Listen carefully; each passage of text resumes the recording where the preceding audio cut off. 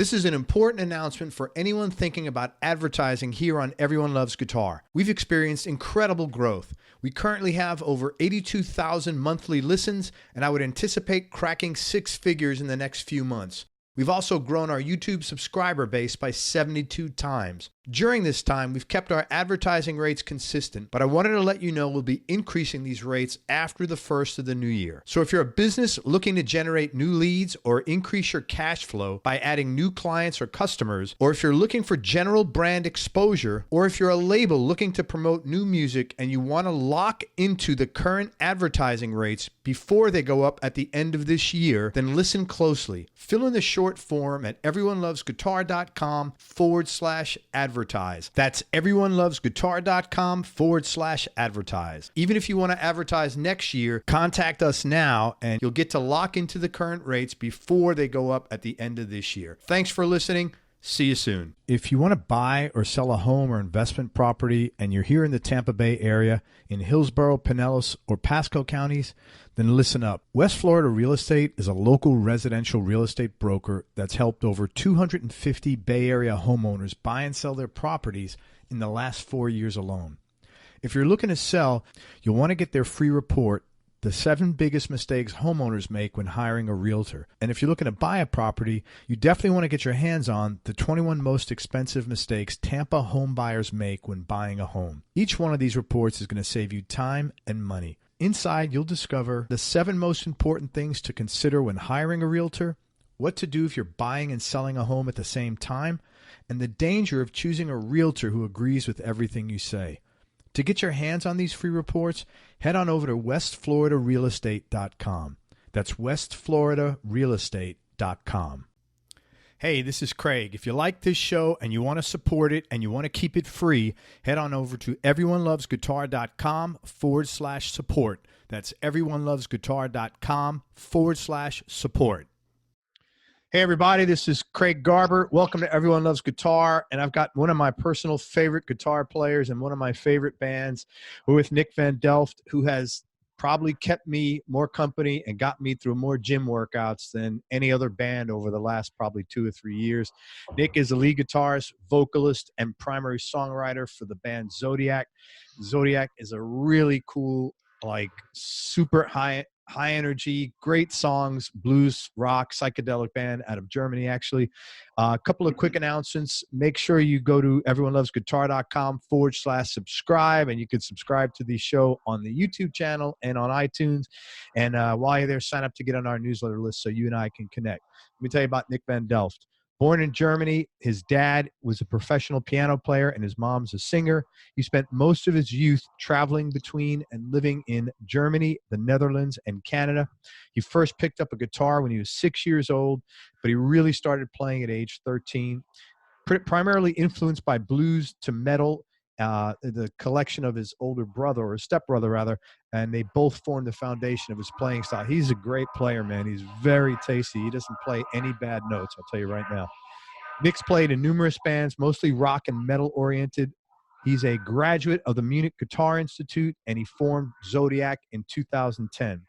He was nominated Best Newcomer Guitarist and Guitar Player of the Year in the editorial staff's poll of 2014 of Guitar Magazine in Germany. He primarily plays a Gibson Les Paul Custom with Bill Lawrence pickups through a Marshall JCM 800. He also runs and operates a guitar school. Nick, can you please say the name, because I'm going to screw it up? Soul Sonic Gitarrenschule. Yeah, okay. That's what it's called. Yeah. Soul Sonic Gitarrenschule. Gitarrenschule. Yeah, I'm going to leave that to you. He's a proud dad. He's into dogs and vintage record players. Man, thank you so much for coming on the show. I've been excited to talk with you. Hey, thank you. Thank you. You lived in Europe and Canada, and I'm sure you've played all over the world. What are the differences that you see between, like, maybe the fans in the fans who come to shows between Europe and Canada, and maybe even the music business or the venues themselves? Well, sadly, I cannot say what the difference is between Europe and Canada or the United States, because 2014 we were denied the visas to go play in the States with Monster Magnet. So I cannot say, but in Europe there are differences. You know, if you play for for the Dutch people, or you play for the French, you know, you play in Spain, it's sort of different. You know, but like what are the differences? Sadly, I cannot say. Yeah.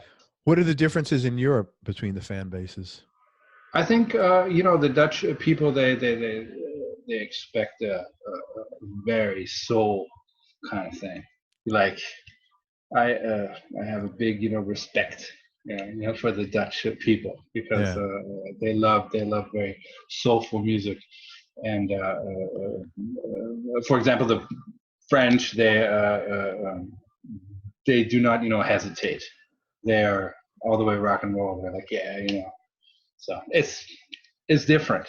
Yeah, man, it's sometimes hard to describe also, yeah, be there sort of.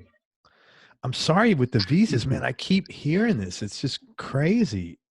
I mean, it's just, that would have been a perfect tour. You're like the perfect band to open for Monster Magnet. Well, we were like super excited, Yeah. We thought, like, I was imagining, I was like, well, great, we're going through, Texas, and I was already there, but yes, for us it was, a pity, and especially for our guitar player in Zodiac, he had a lot of work, a lot of paperwork, and a lot of stuff going on that he had to do to make this possible. And at the end of the ride, we were denied. Like, I think it was like a week or two before the date of the tour. So it was really hard to plan. Also. Yeah. We had to have backline there, and we were waiting. We were on tour and waiting for the go to go on another tour. So yeah. So sorry to hear that. But that's the way it goes. Yeah, I told you, I just spoke with another band in England today, and they're scheduled to leave literally for the States later this week. They don't have their visas yet. Cool. Same thing. And then do you know Orange Goblin? Yes. I don't know them personally, but I know the name. The band, they all got approved except their drummer. This is like a month ago, so they had to come over here. He's been their drummer for 22 years, and he couldn't come, so they had to get another drummer. Last minute, same thing. It's crazy, man. Really sad. Well, I'm sorry for my government. That's all I could tell you. Well, there must be a reason for it. But on the other side, when the Americans come and play here, for them it's like they sign a piece of paper like that's it.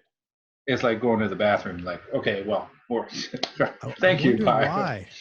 I don't know why. It's like I don't get it. But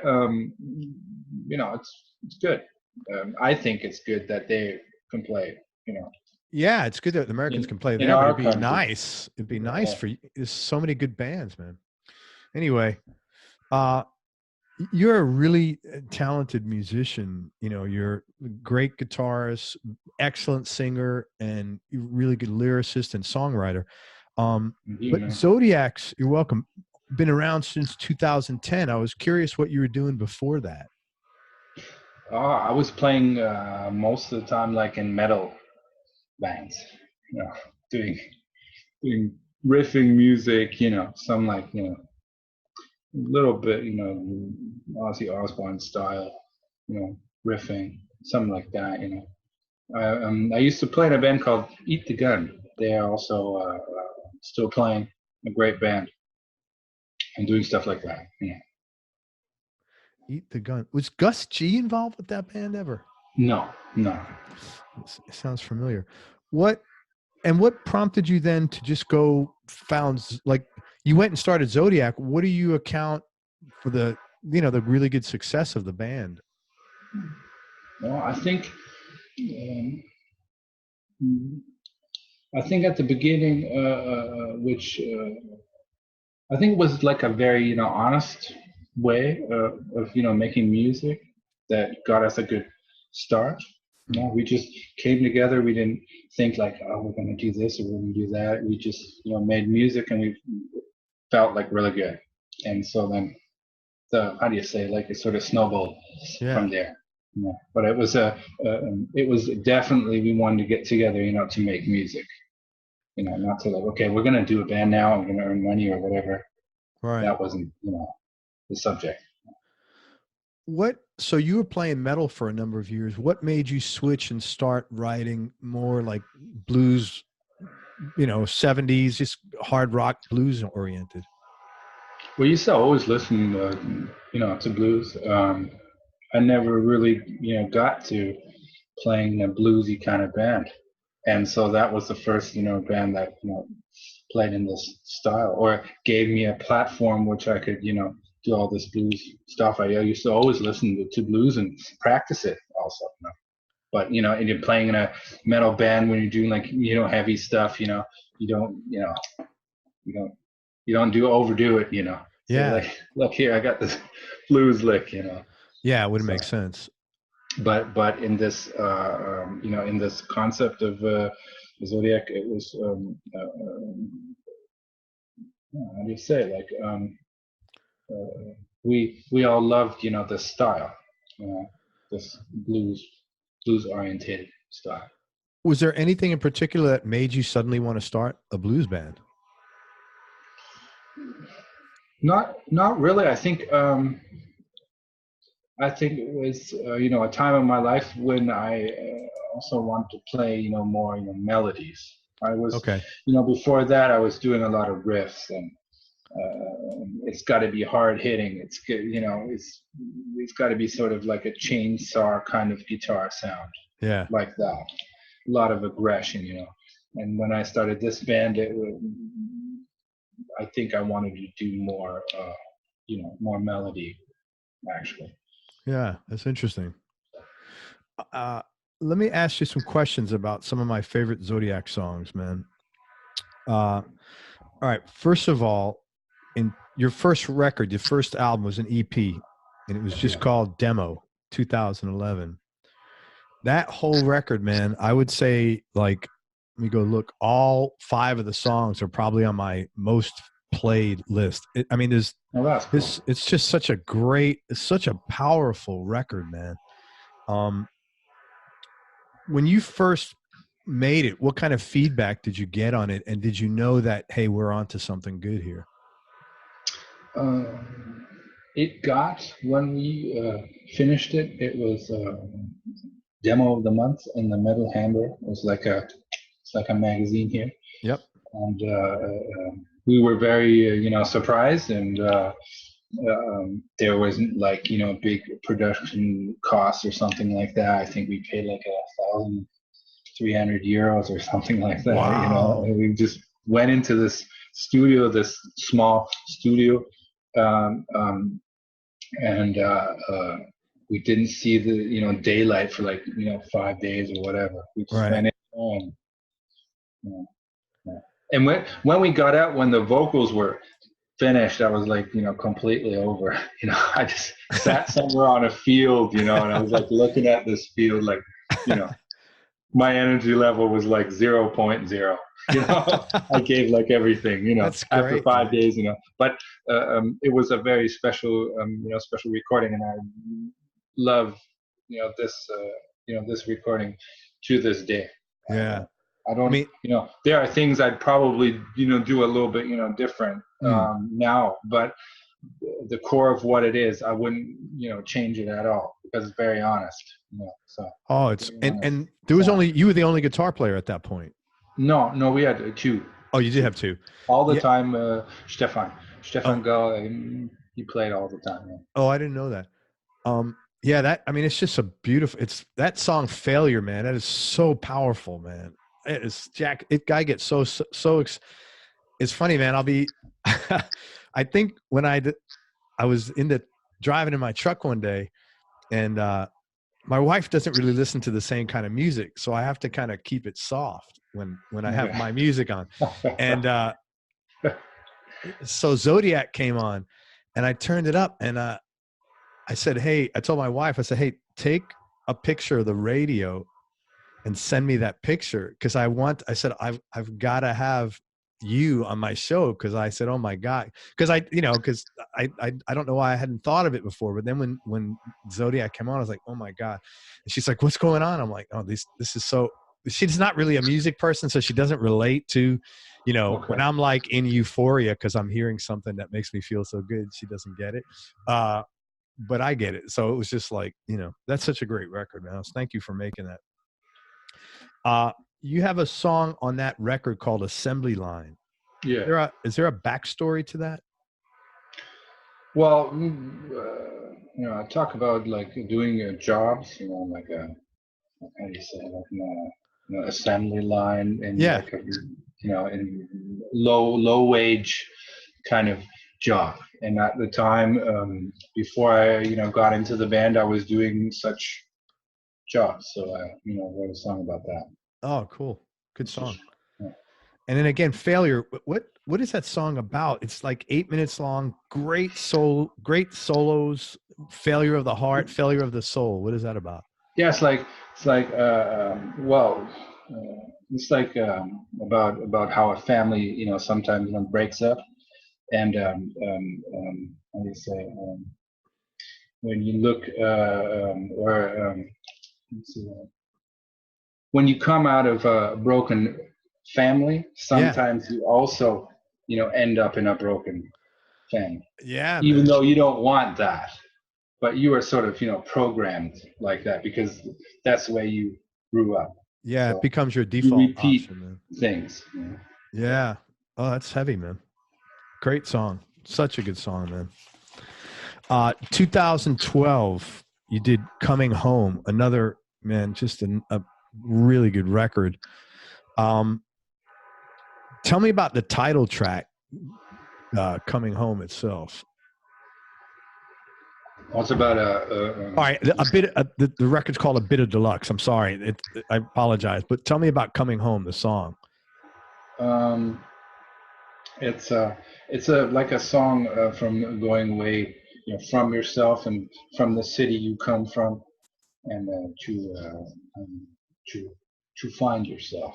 You know, I like back in those days. I left the city where I was at, and I went onto the countryside, and I, you know, lived there, and, you know, got away from things. That's what the song, you know, to find yourself. Oh, cool. To come back to yourself. You know, sometimes when you go out into the nature where you don't have too many, you know, influences from the outside, you know, you find some peace for yourself. You know, you come back to who you are. And you had done that. Sort of lost your path, you know, in some kind of way. And that was your experience, and that's what the song was about. Yeah, yeah. And I'm sorry, it's a bit of devil. I have the deluxe version. That's why I said a bit of deluxe. It's a bit of devil. Great. Well, you can call it that. It's a great record, man. Deluxe. A bit of deluxe. Yeah, it's a great record. Very, very sexy cover, man. That woman is extremely, like, very hot cover. Yeah, the cover's cool. Yeah, really cool, man. We agreed on that one. Yeah, I bet. He's like, we'll take that. And then you guys do like a 15-minute version of that song Coming Home, which is on the live record, which is really cool, man. Yeah. Good stuff. Once in a while, you guys have keyboards on songs, and you use them very, very tastefully. Okay. And it really adds a lot. Coming Home is one of those songs where, you know, the keys play a great role. Like, is there a thought process you have? Like, when do you decide, okay, we need keys here and we don't need keys? How does that work for you guys? Well, seeing that the bass player also has to play the keyboard, it's sort of, we can only do it, you know, here and there. We're not like a band that has like a lot of keyboards, but for some, you know, parts, the organ, sort of this old, you know, 70s kind of, kind of sound really works well to put like a carpet of sound.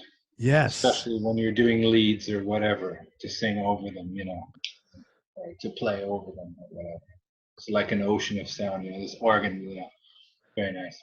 Yeah, and you use it like you don't have anything else. It's just your vocals usually in the keys. Yeah, it sounds great. Yeah. Were you trained to sing? No. Really? I just sang. I sang because we couldn't, you know, find a singer, and I was sort of. It got on my nerves that that even though I knew pretty good singers, they all had this sort of kind of German touch when they sang. You know, I don't like have a problem. I think it's like very nice to hear, for example, the Scorpions. Yeah. You know, like you hear he's a German, but Klaus. Yeah. But for me, because I grew up in Canada, like for a while, it was for me like strange to hear that. Yeah. This German way of English, and so I started singing just because I thought, okay, then then I'll do it. Yeah. It worked out. But I never wanted to be a singer. Like, no, but your voice is great, man. I mean, really, it's you sing. I try my best. No, but it's pretty hard to sing those loudly, the vocals that you're doing. I mean, it sounds great, man. It's thank you. It's hard to find someone that's good at like playing and singing and writing. There's not a lot of those guys. Well, sometimes it's stressful. You sometimes have to do like a compromise. You concentrate more on the vocals or more on the guitar or whatever. Yeah. You learn that over the years. But, yeah. Yeah, I would imagine that makes sense. On the live record, you guys don't do a lot of covers. I don't think you've ever done a cover in studio record, have you? Yes, we did.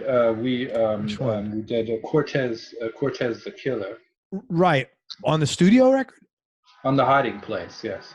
Oh, okay. Hold on a second. I didn't realize that. Hold on a second. A Hiding Place. Yep. Cortez. Okay. Outside of that, what have you done any other ones? ZZ Top, Blue Jean Blues. Yes, that's right. I thought that was ZZ Top song. Okay. I was really scared of doing that one, but why is that? Because it's ZZ Top. That's a good song, man. It's a very good song. But like Cortez, you say, Cortez the Killer is a great song, man. It's several, Warren Haynes covered that. It's such a good song. Yeah, we love playing that one live because we could just jam it over a million minutes. Well, it's on the live one too. Yeah. Yeah, it was great. Where is Blue Jean Blues on? I'm trying to see it now. On A Bit of Devil. Yes, third song, right. I'm gonna have to go back and check that out now again. What is your favorite song that you wrote, and why? I cannot say I have a favorite song. Really. I just try to write honest songs, I guess. Yeah. In some way, I don't like to approach it like, well, that sounds good, we'll take it. It's like, if I find that lyric wise or whatever, I don't feel comfortable with it, then I would rather leave it. Yeah. Yeah. There are songs that I like more, and there are songs that I don't like. There's always songs you don't like, Mm-hmm. But I find that the ones. For me, like you asked me, what is like failure about? What is coming home? Those are songs which have heavy content, and that's where I played them. That's where I sang them. It doesn't. The people don't have to get it. They can put that in the context of their lives. Sure. I don't have to. That's why I don't go into like super detail. So it's like hello, here I am, like I don't do that. Yeah. But I have to have some kind of, message in there, which is deep, which I like to work with. Yeah. If it's not that way, I just don't want to do it. It's boring. Well, it's got to be hard to stand up and play something that you don't really feel good at. I mean, not good strongly about. Well, if you, there are songs that you think are like super good. They're like in between songs or whatever, But the songs that are going the most deep, that's the songs you love the most. Yeah, I do. That's for sure. For example, also like a cover song. I could never do a cover song. For example, Cortez the Killer. I love this song. Like I was in Canada in my head, all the Indians and everything. Yeah. I love this song. I think it was sort of like my tribute to my time that I lived in Canada, for me personally. Really? You were there a long time? Yeah, I lived there, I think like 6-7 years like that. I went to school there. Yeah. And if I can relate, or for example, Blue Jean Blues, I grew up listening to ZZ Top. It's, I really feel that. Yeah. And I'm sort of scared while I'm singing or playing that, because I just want to do it really well. Yeah. You don't. But if I would have to do a cover which I do not relate, I would not want to do it. Yeah. That's why I don't play in a cover band. That's because then I'd have to do covers I don't like. Yeah, I totally get that. It's funny. I remember the first time I heard Cortez. It was I think a triple record called Decade. Do you ever remember that record? Yes, I think I have it on vinyl. I think. Yeah, on vinyl. It was a triple record. I have so many vinyl here that I think I have it. Yeah, and I remember putting it on there, and I was like, "What is this, man?" It was just so good. Yeah. Such a good song. Definitely. Man, so the band broke up in 2000, at the end of 2016? End of 2017. Okay. I mean, if you're comfortable, what happened? And if you're not, we don't have to talk about it. Well, we just we never took a break. We worked very hard, put out an album almost every year. Yeah.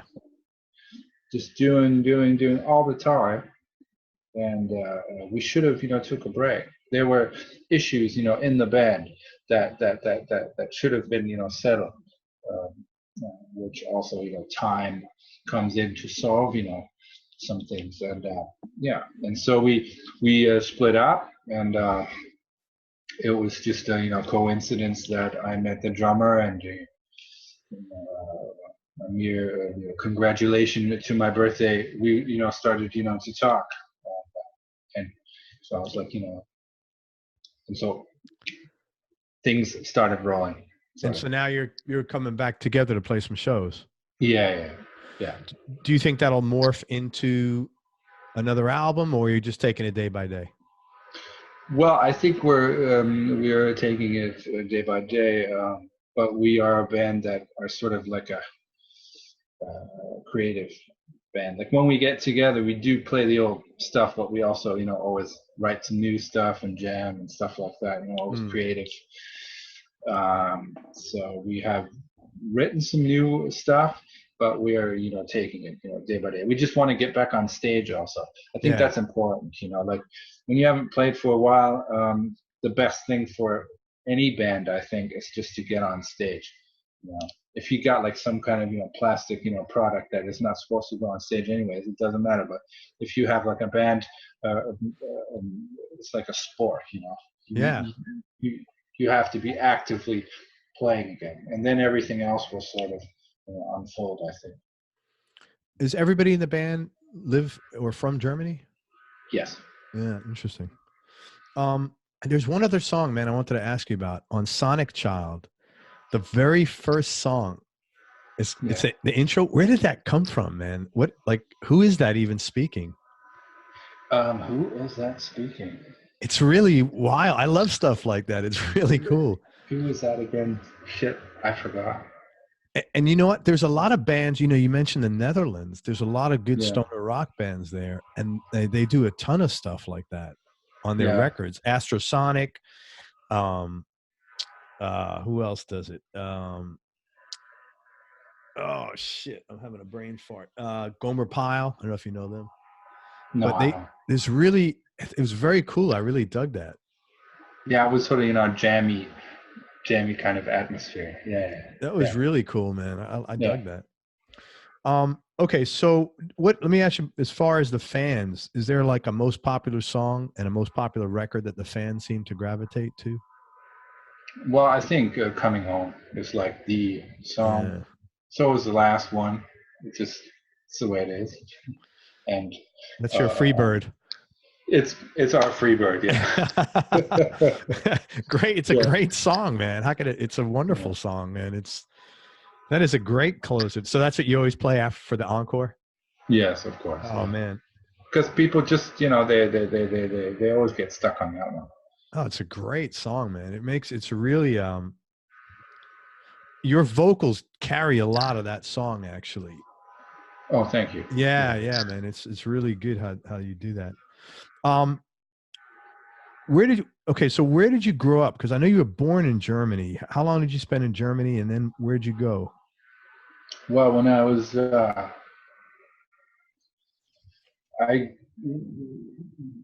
was born in Germany, and I stayed in Germany for the first 5 years, about.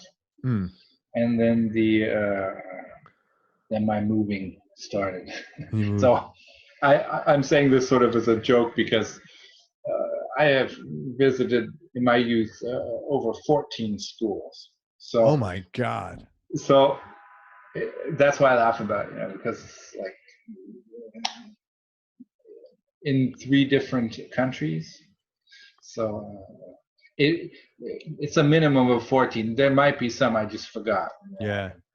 What prompted all these moves? Was like one of your parents' jobs or something? Or? Yes. The job from my stepfather. Yeah. Oh, okay. Right. So 2 questions. If you're comfortable, It's a very American questions, man. So I appreciate you putting up with them, because I know it's not normal to get questions like this over in Europe. Oh, really? Well, that's what I hear anyway, Okay. Like more personal questions. I know that people tend to not, that's what I hear anyway. But moving around all that and going to 14 schools, how did that carry over as an adult? How does that change your perception of things? Or what's the not the impact, but how did that alter your perspective, good or bad? Well, I always feel like a foreigner. Like, it doesn't matter where I am. I sort of feel, but not like in a negative way. Like, that's why I don't understand why like a foreign person is involved. People are treating me like a foreigner. Like I know that. Like my whole life, and I feel like a foreigner, but in a positive way. And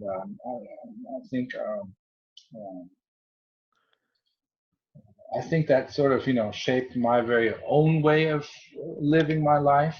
I don't have like this typical German tradition, or Dutch or Canadian. It's sort of like a mix. Yeah. I do say that I sort of tend to identify the most with the Canadian years. Why is that? I don't know, because I was always, as a kid, I was always the most happy in Canada. Yes, I love the school there. I love, how the people are on the streets. You know what I mean? It's just, it doesn't matter where we were in Canada. It was just like on a whole, I just loved it. Interesting. I don't know what it was, but just. Have you been back as an adult to visit? Not yet. I have gotten into contact with my step brothers. I have 3, and that's cool. One of them, I might be flying there soon. I hope. Oh, that's great. Maybe next year or something like that. I've been talking about it with my girlfriend. It's like big thing. Yeah, man, you should go if you feel that'll be a great trip for you. Yeah, I think so too. Oh God, yeah, because you have such fond memories of it. You probably feel good just flying into the airport, even. Yeah. Oh, that's great. Yeah, of course. It will be like the thing. Yeah, that would be great, man. I will film it. It's funny because, I'm originally from New York City, and I haven't lived there in almost 30 years, but and I don't know that I would even live there again, but I always feel like I'm coming home. I don't even have any family there or anything, or maybe a friend or two, but it just feels. You have some kind of roots there. Yeah, the energy. I'm in sync with the energy there for some reason. Even though it's a crazy place and I'm like a lot more mellow, but I just I understand it. I understand it's gigantic there. It must be crazy. Like, I've never been there. The guitar player from Zodiac has just recently been in New York. Yeah. Oh, what did he say? Oh, well, he likes it, Yeah. very much, but he said you need a lot of time also, to see everything. Yeah, So, you kind of do. And if you don't know where to go, you even need more time, because you're going to read something. Oh, let me go here, but maybe that's not what you want to see. yeah. It depends what I'm saying. I like, when I go away, I'm not like a history guy. I like looking at architecture, but I'd rather just hang out with people, because that's what I Okay. like. Yeah. Okay. Yeah, I'd rather go to like just the local town circle on a Saturday and go to the car boot, the local shops or something, because I can meet people there, So it depends what you like, But yeah, New York's a big place. Okay. Both your parents were musicians. Yes. Professionally or like hobbyists? My mother was a professional singer for a point of time, and then she gradually stopped being a singer professionally, and she's a nurse. Oh, cool. And my father, he doesn't work anymore because he's very old, but he was over 40 years a professional piano player. Oh, wow.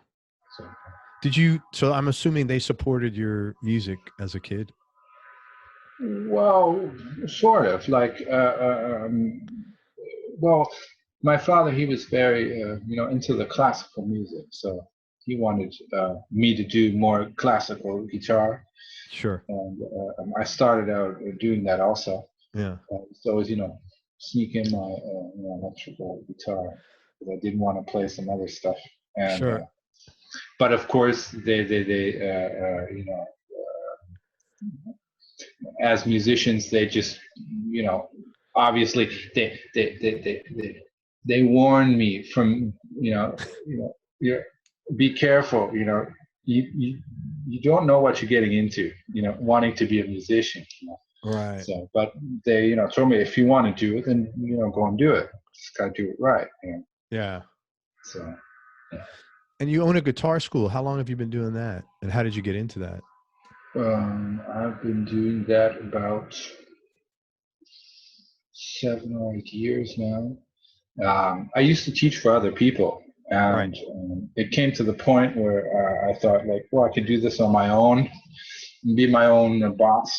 Sure. And so it was just it was born out of the pleasure of teaching people how to play guitar. So and I wanted, like, have my own four walls, be my own boss.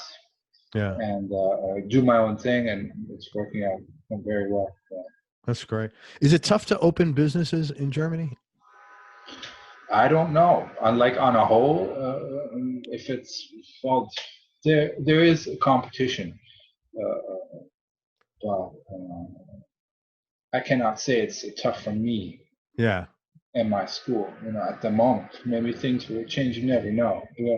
I'm thankful for the point that school's working out very well, and but I don't take it for granted, obviously. Yeah. You never know, but you work hard and you stick to it, and never take it for granted. Sure. Yeah. Well, I meant like the process of opening a business. Is that difficult in Germany? Not really. No. Okay. So it's very entrepreneurial oriented. Yes. Yes. For this kind of stuff. That's great. I don't know for other genres. Yeah, that's good though. I cannot say. Because it's pretty easy in the States here, and I've heard other places around the world are not like that. So I was just curious. Okay. Yeah. I mean, it's kind of a shame. Like, if somebody wants to go into business, you should just like I don't know why. That's the person you want to help, from my mind anyway. Yeah. Low points. Any low points or dark periods that you had to go through in life, and how'd you get through them?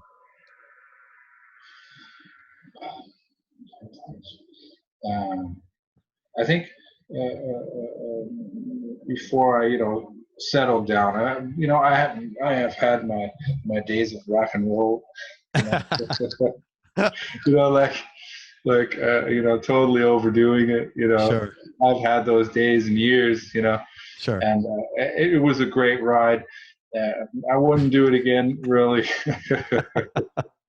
You know, but well, maybe a little, but because it is fun, you know. But you know, you come to a point where you say, okay, you just gotta, put your foot on the brake a little bit, you know, and it's great. And well, there have been, you know, days where you know, like I didn't have a band that was working well, I didn't have a good job or whatever, so you know. Yeah. But those days were good, so they remind me never to take anything for granted. Yeah, man. To keep on working, you know. For Just sure. sit on your ass. No, I don't. You know what? That's one thing. I think Germany has a very good reputation for work ethic in general. Is that, like, in your opinion, having lived in different places, do you think the work ethic there is strong? Well, I think so. Yeah. Yeah. Yeah, I think so. Yeah. Very structured. You know. Yeah. People most of the time, you know, German. You know, if I say I'm there at 4 o'clock, they're exactly there at 4 o'clock. Yeah. Very, very regimented, very structured. That's what I've been. Yeah. That's what I've talked to other German people, and they've said that about the country. Yeah.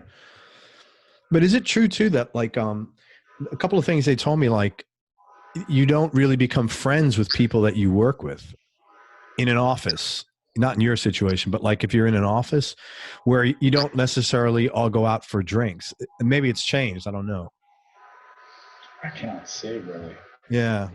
Yeah. Because I was like, wow, because that's very common here anyway.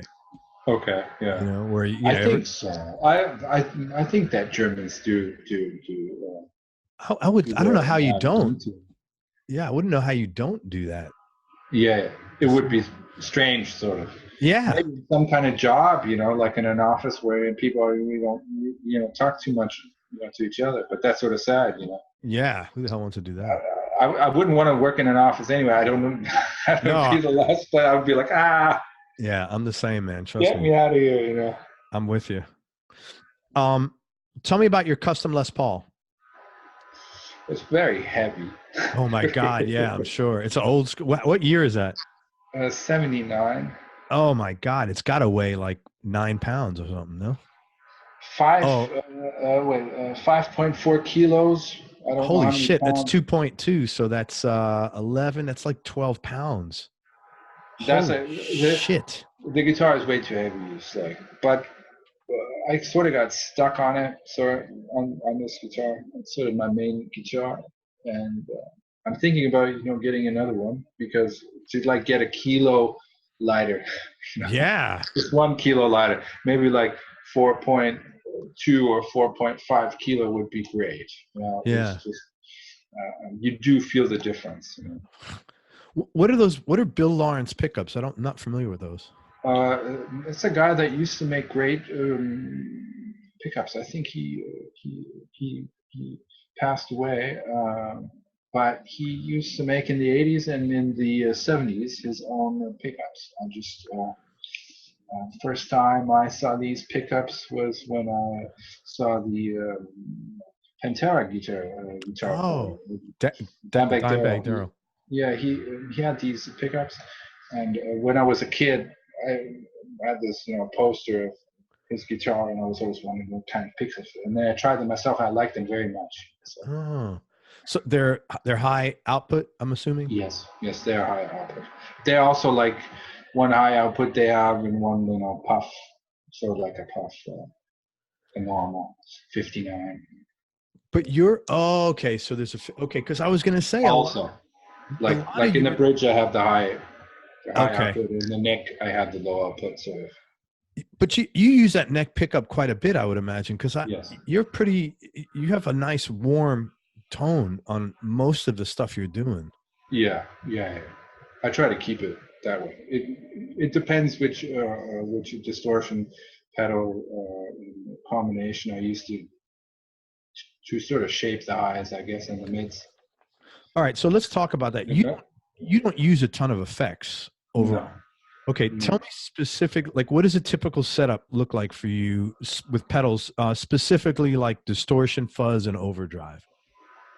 I don't use a fuzz, not yet. Oh, okay. I've been trying some fuzz but I haven't been using one ever on my board. I've always used like a tube screamer and like a SD one from Boss, like an Ibanez a TS9 and a Boss SD1 in a combination. Yeah.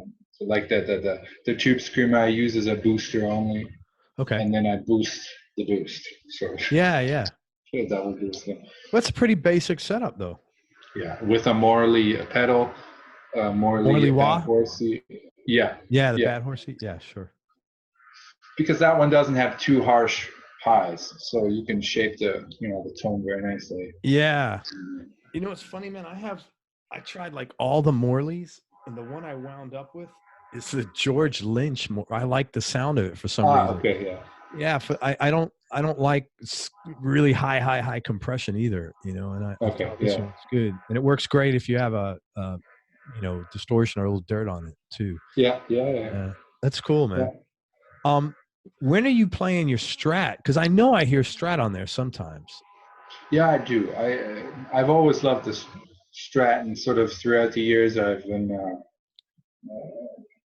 daring to play Strat in a band. Because at home I used to always like to play a Strat. Being a huge Stevie Ray Vaughan fan, like millions others, yeah, I love the Strat. But the weapon I would go to for number one is Gibson LP Custom. Right. I can sort of how do you say it? The way I set up the guitar, I can almost get a Strat kind of clean tone out of the Gibson also. So that's sort of my compromise. With the Strat, I can get a super cool clean tone, with the big strings and everything. But to really rock out, it's you can't get those fat mids, man. Yeah, it's sort of difficult if you know how, what a Les Paul does. Yeah. But I was looking at your Facebook before the interview. You have some I don't know if it's relic or you have a really cool looking vintage-y looking Strat. Yes, that one was a relic Strat. Yeah. And I searched a long time for a Strat, and I know a really nice guitar player that he deals with guitars. He sells guitars, and I used to go to his place and take the guitars with me, go to my music school, set them up, and then test them and really get on his nerves because I always took more guitars. And then I finally found this guitar, and I loved it. It's super good wood. It's like even guitar players that are nagging about the quality of Fender or Gibson or whatever, you give them that guitar and they're like, okay, that's good wood. Tell me about it. What is that Strat? It's how do you say, like a rosewood a fretboard. Yeah. Maple. Just standard Strat stuff, but the wood is very good. It's a 3.4 kilo, I think. So it's light. Also in weight, it's very good. And what year is it? 2014, I think, or 13. It's not too old, this guitar. But yeah. The only thing that really got on my nerves a little bit was like the aging. I was like it's a custom shop Strat, and I was always looking at it going like, I don't think that looks realistic. You know what I mean? It looked pretty. In the picture, it looked pretty realistic. Yeah. Wait. It used to look very different, and then I went to a brilliant guitar builder, which also did a guitar, for example, for Billy Gibbons, and I went to him and I told him, please, I know I'm getting on your nerves, but can you please relic this guitar so it really looks like it? Oh, so he beat the crap out of it. Yeah, he did his thing. I don't know, like after a week he called me, you can pick it up, and he's a genius in guitar building. He knows how to do everything in terms of lacquer and whatever, and he just sort of relicked the guitar So it looks exactly very realistic. Yeah. Really good. Did you ever think you'd pay money to have somebody make your guitar look older? No. I mean, it's crazy. Like, how it's it sort of works. silly, but since it looks the good though. guitar was already relicked. Right. It was just not relic in a good way, and so I thought, like, okay, if it's gonna be like, fake old, then do it in a super fake way. Right. That's it. It's a green guitar. Is it a green or? Yeah, it's like an olive drape. Yeah, it looks great, man. It's really. I think so too, yeah, I think it's a great looking guitar. I love that combination. And it's got stock pickups, or is it like 64 reissue or something like that, or it's fat 50s. Fat 50s. Yeah, I have them actually in that black one behind me. Ah, okay, yeah. Yeah, I like them. They're really good, really good. I like them a lot. And is there like a number 3? Not yet. No. Guitars come and go, but they don't stay. Yeah. So I'm hoping that, for example, a lighter Les Paul, but it's hard for me personally to find a guitar that I will stick with a neck profile, and it's just gotta. Even though, for example, my Gibson is very heavy, it just always does the job. It's a very difficult guitar to handle because it's so heavy. You just gotta hit it like really hard. It doesn't react like my Strat, for example. My Strat is like 10 times faster in the reaction because it's lighter, But it works, and it's I think it's difficult to find a guitar for me personally where I say, okay, it's a keeper. Is it a thick neck, the Les Paul? No. It's more slim. It's a slimmer neck. Yeah. Yeah. Do you know in Sweden Christian Carlson from the Quill? I know the band. Well, the name. Yeah, he plays a heavy Gibson too. Like I don't know, maybe a 98 or an 88 Gibson, black Beauty, the older guitar. I don't know if it's as heavy as yours, but it's not chambered or anything like that, so it's pretty heavy. Yeah, and he loves the same thing. He says you got to hit it hard, but it's worth it for him. Yeah. Anybody that influences your playing that people would be surprised to hear about?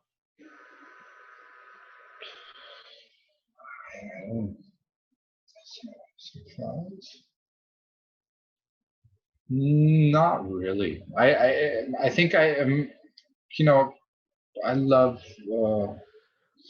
Zakk Wylde's playing since I was a kid. I was like, totally blown away.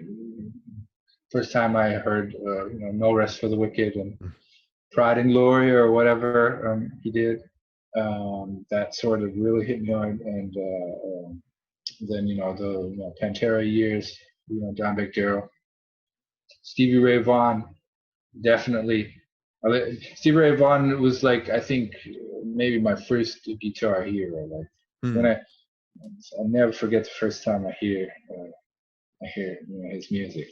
Where were you? I was rehearsing like as a teenager. I was rehearsing with my band, and then the neighbor, an older guy, the father from a very nice girl that I used to know. He looked at me and he was like, "Do you know Stevie Ray Vaughan?" I don't know Stevie Ray Vaughan. And then he showed me the cover of In Step. Yeah. Where he's with the poncho. And so, and I was like, man, that is like the coolest cover ever. And then he showed me Riviera Sunrise. Riviera Paris. Yes. Yeah, beautiful. The last song on that record. Yeah, beautiful. And the first, chords, and I was like, man, yeah. Were you in Germany or Canada or Netherlands when that happened? No, I was in Germany. You were in Germany. Yeah. That's funny. Where were you when you first heard Stevie Ray Vaughan? You remember? That's cool, man. Yeah. Desert Island Disc, top 3, no particular order, and just for now. Like, what would be your 3 favorite albums? Oh, that's difficult. Well, Pantera, Vulgar Display of Power.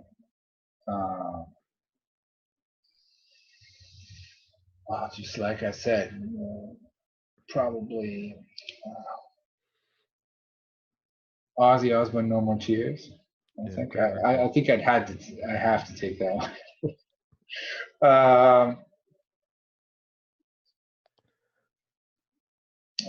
Well, maybe one of Stevie's records, or maybe one of Johnny Winter's records, but it'd probably be Stevie live at the Macombo.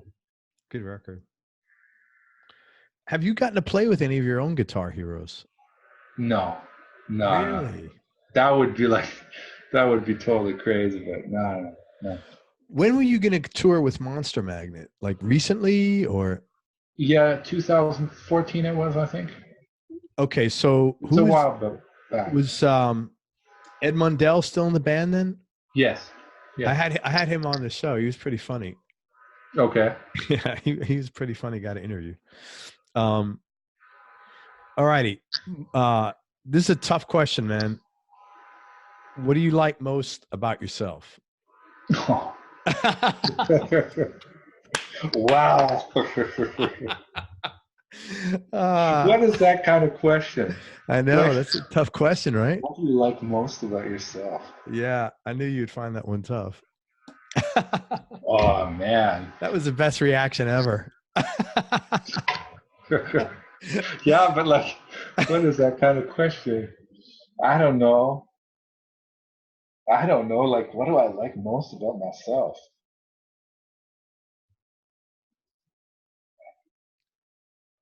I don't know. Man, I can't. What do I like most about myself? I can't tell you. That's hard. I got to get back on that one. You got to take it. Then we do an interview like in a year or something like that. and I'll answer that question. I'll have the answer in 6 months. Happiest moment, or happiest time in your life? Happiest time in my life. Probably, well, I could say, today, like the last, year, because I cannot complain. I'm, That's good, man. Doing my thing, and when I get exhausted, sometimes, and then I work harder, and then I stand there and I think, yeah, great. So I do it. Good, man. That's great. I'm happy for you, man. Who's been the biggest influence on you musically and also personally? I mean, people that you know.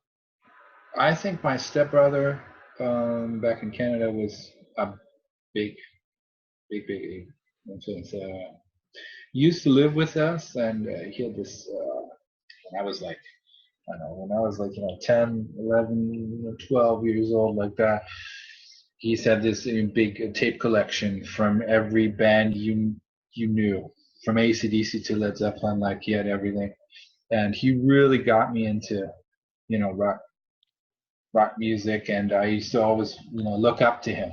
Yeah. I was sort of scared of the whole thing, because I was like a guy that, when I was young, I was sort of nerdy, like 10 years old, playing, tennis and listening, to Michael Jackson, and all of a sudden this guy comes in like with a Led Zeppelin. Oh, wow. Looking at me going like, hi, So I got to know him then, and then he, got me into music, like other music, That's really cool. So he changed your life. He was a big influence. Yes, he did. Definitely. Yeah. Musically and personally. Yeah. That's the first time I saw a Fender guitar, it was his Fender guitar. So. And before that, all you had seen was classical guitars. Yeah. Well, I started playing after that. I just saw the guitar, and sometimes when he was not at home, I used to strum the guitar. I didn't even know how to play. Sure. But I thought, I don't want to be so cool as my stepbrother. So, yeah. That's cool, man. That's a nice He had a very positive influence on me. Definitely, yeah. Very cool. Yeah. Hey, tell me about some of your hobbies. I know you said you're into dogs, vintage record players. What else? Well, dogs I've always had. What kind of dogs? Any specific breed? No, I always like the dogs that unjustly people would consider as dangerous dogs, but I sort of always end up with these kind of dogs. Do I you? love them.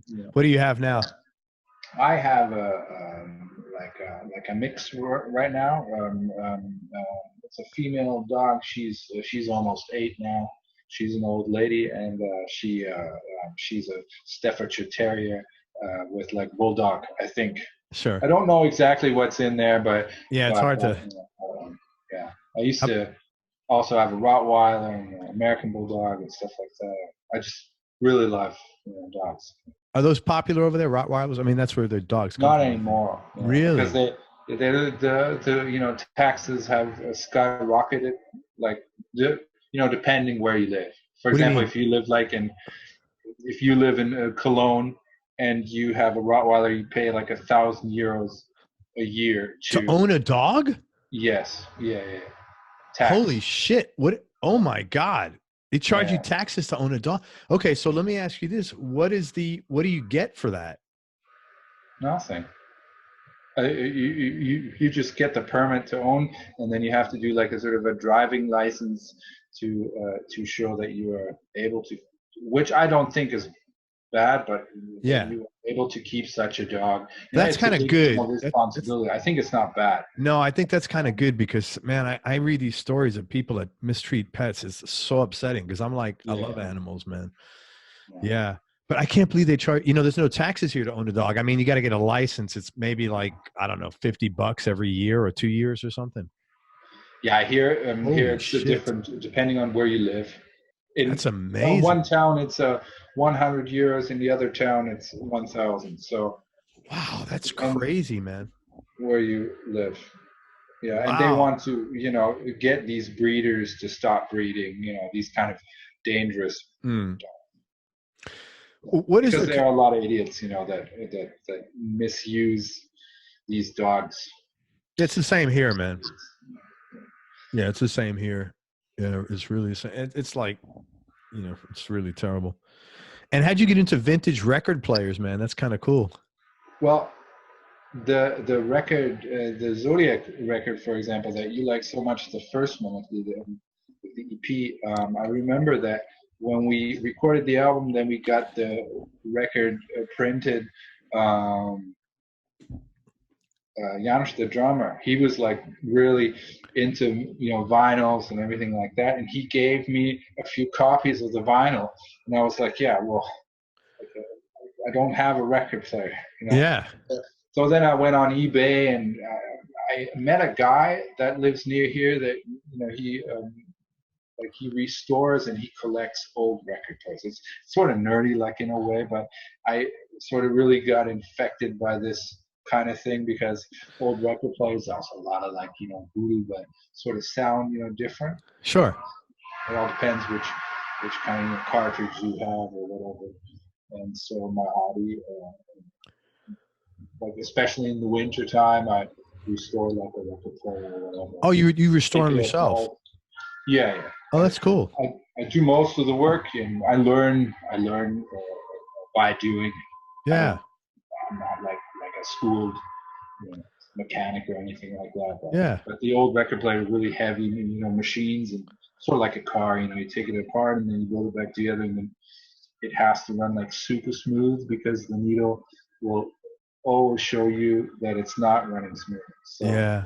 The old ones, very heavy steel, machines, and that's the sort of the fun part of it. You must be patient. It's very nerdy. But you must be a patient guy to do that. Yeah, well, sometimes. But yeah, I don't think I would sometimes have. I'm patient, but my daughter sometimes tell me, Dad, you gotta stop this now, like. But I'm sitting at my working, bench that I have, and then like, I'm sort of cursing because I can't get the thing to run, and Oh yeah, or you put it together and then you think it's going to run, and then the needle tells you it's not. Yeah, of course. That's got to be frustrating. It's not running smooth or whatever. Yeah. But that's the fun part of it, sort of. Yeah, man, my vision has gotten bad. I don't think I could see that you wear like those little bifocals or something to see up close. Yeah, sometimes it depends what you do, but it's, I don't know, it's like take one of the old machines apart, take the motor apart or whatever. Yeah, that's cool. And then you put the grease and the oil or whatever, and then you sit there and you're happy because the thing's like, working very smoothly. Right. Any other hobbies? No, it's cool, man. Man, if it relaxes you, I'm all for that. Doing anything that relaxes you, I don't really care. Well, the cool thing is, at the end, when you've worked on this thing like for weeks and weeks, at the end you just you put a record on, and then you hear music. So I guess it's a very good thing.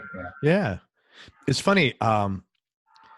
You're like a metal, not really metal, but you're like a heavy rock player, and you do these kind of like, as you call them, nerdy things. I had Vinny Appice on the show, and Vinny Appice, the drummer for he was on Mob Rules, and he was on the Sabbath records with Dio.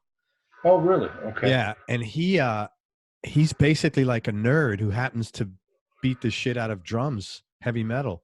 He's like a Microsoft certified engineer, and he builds computers, and like he reads the Bible for interest, not for like religious. So he's like this super kind of nerdy guy, and he happens to play drums. It was quite funny. Yeah. And he's a heavy metal drummer. So I think that's cool. A couple of questions left. Toughest decision that you've ever had to make, or most difficult thing you've had to do besides this interview? Oh. and the question, what do you like most about yourself? Yeah, right. Besides, you asked everybody that question, actually.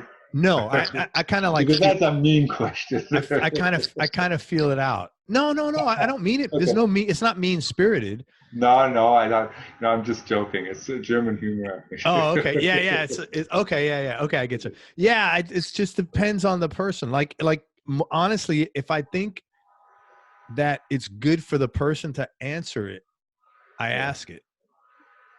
Right? Because what I mean? Like if I think you'll get something out of it by answering it, I might ask it. Okay. And I thought you would get something out of it, which you probably would, because that's why you didn't answer it. Yeah. So at least I was on target. Okay. Anyway, toughest decision you had to make, or most difficult thing you've had to do?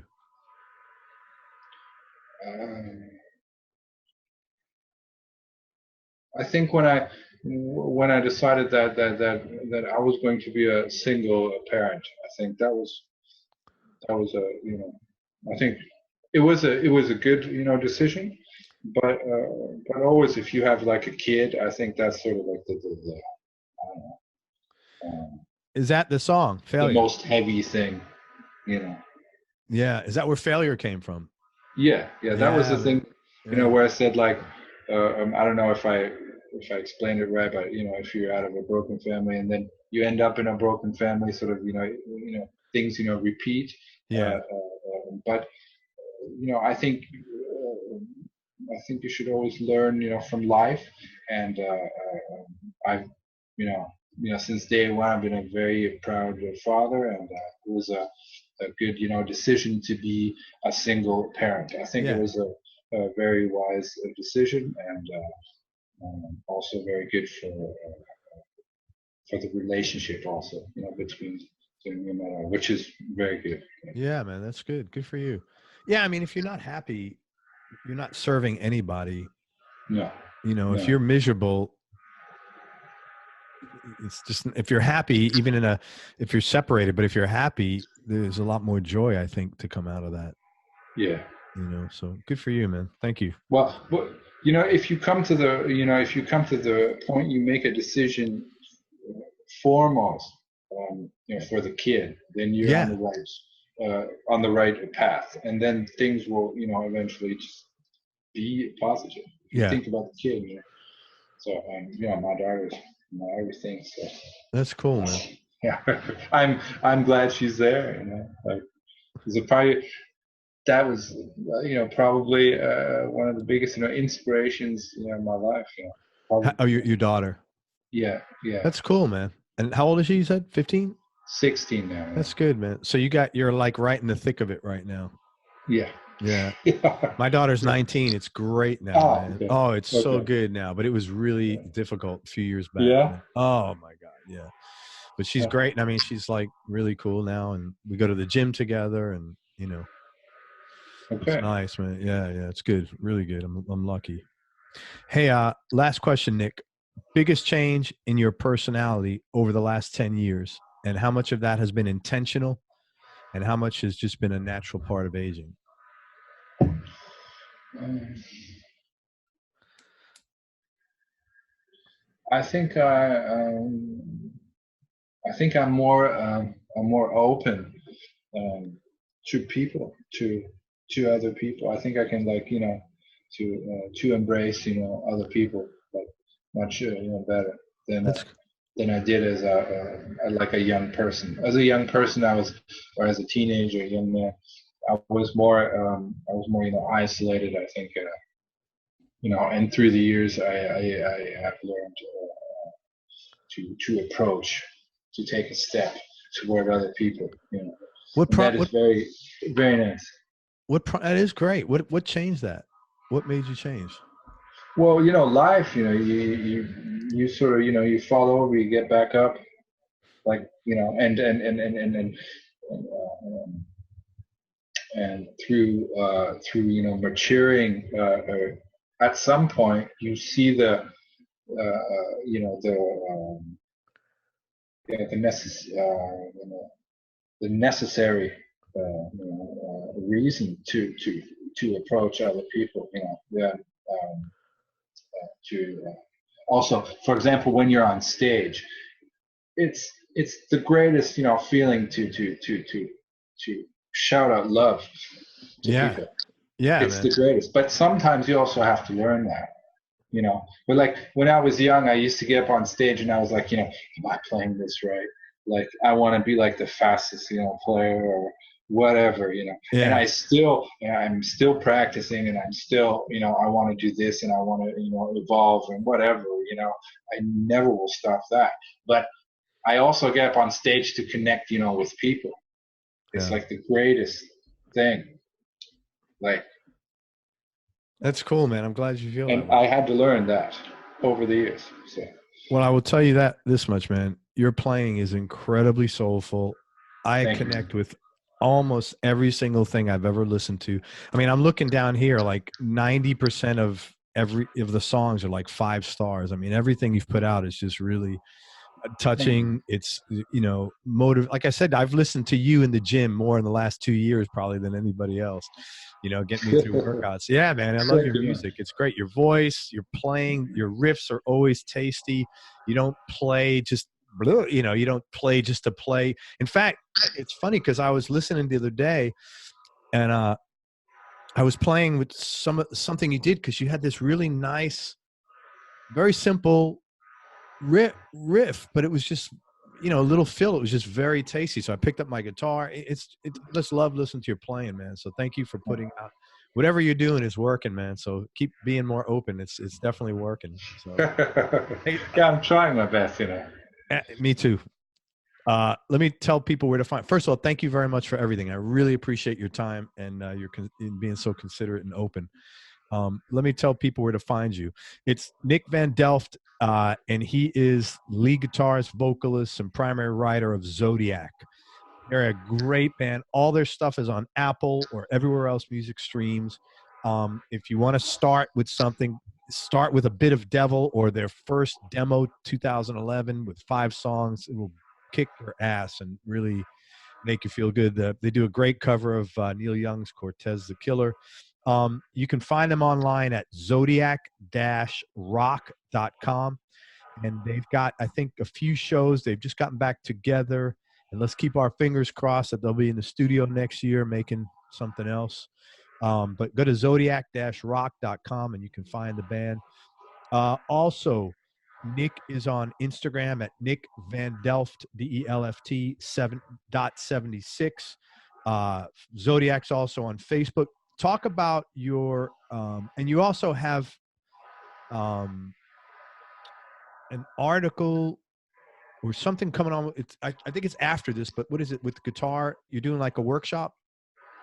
Yeah, I'm doing like an interview with Guitar Magazine at the guitar show in Leipzig. Yeah, Very cool, man. I want to do that, and to meet a good friend, Marcel Tinet, which has been very supportive of Zodiac. Very cool. And of my guitar playing, and well, I've been really blessed. Very cool. You're gonna have a little. Supportive. You're gonna have a little a rider now where all the interviews.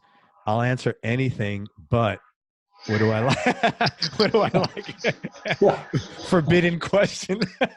No, I think I'm gonna get myself like a T-shirt where like, what do you like the most about yourself? I think I can stun people with that, and like walk into the room, everybody's like, oh. No, do it with new students. Say, listen, before we get started, and you just show them a T-shirt. Also, talk about your music school. If I got people listening that are in Germany that want to take some lessons with you and study under you, where's your school? What's the best way to get involved and all that? You can find me in the internet. You just Google Soul Sonic Gitarrenschule German in Dülmen, obviously, and you send me an email and we can, get together and do a few lessons. I'm thinking about in the future also to do Skype lessons. Skype lessons, yeah, man, you should. Or also, Zoom. Because there are people asking from other countries also. They cannot obviously make it to my school, so I'm thinking about that. And well, anybody could, write me, if you're a beginner or if you're, already been playing for a while. Great. What's the best way for them to get a hold of you? On your email. Do you want to give out your email address? Do you want to do it on Facebook? Yes. Okay. What is it? Nick Van Delft. Yep. Written small and together. Right. And how do you say that in English? The A with the at web.de. Nick. Okay. Is it the same one I have? Yes. Okay, so let me just tell everybody what it is. All right, so if you're interested in getting lessons from Nick, and remember, this is a guy who is he's a professional teacher, and he's a graduate of Munich Guitar Institute. So it's not like some, rock star that's just like coming up with some riffs in his room. So if you want to get a hold of Nick and take lessons, if you're in Germany, stop by his school. It's called Soul Sonic in Dülmen, is that the word it is? Yes. Okay, I got that right. Yeah, I didn't embarrass myself. It's near Münster. Münster, Germany, probably people will know. And it's near there. It's like 30 kilometers. Okay. And if you want to get a hold of him online, it's Nick Van Delft, NickVandelft at web.de. So get a hold of him there, and just like be detailed. What are you doing with your guitar? What are you looking to get? How long you've been playing? Give him some information so that he could,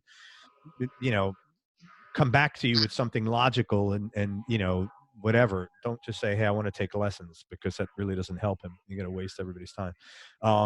And that's about it, man. Any final words of wisdom? Words of wisdom. Okay. That's another one. Any words of wisdom? Hey, man. Okay. Hang on for a minute. I'll wrap up. Thank you very much for everything. I really enjoyed talking. I love your music, man. I'm a huge fan. I hope you guys get together, put out another record.